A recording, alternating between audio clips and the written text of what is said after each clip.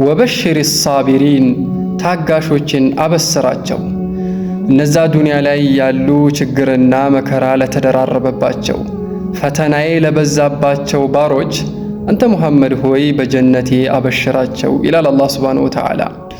አንዴ በልጆቻቸው አንዴ ደግሞ በገንዘቦቻቸው አንዳንድ ጊዜ አፊያቸውንም ወስጄ የምፈትናቸውን ባሮች እነሱን አበስርልኝ ይላል አላህ።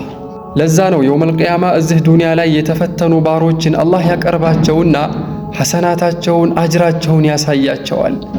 ሲያዩት ካሰቡት በላይ ሆነው ሲያዩት አላህን ይጠይቁታል። ጌታችን ሆይ ይሄ ሁሉ ሐሰናት እኛ አልሰራነውም ከየት መጣ ብለው ይጠይቁታል። አላህም ታዲያ ይህማ ዱንያ ላይ ስትታገሱት በነበረው ፋንታ እኔ የሸለምኳችሁ ሽልማት ነው ይላቸዋል።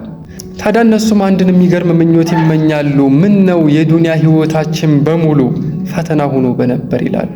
ሱብሃንአላህ። ወበሽር ሳቢሪን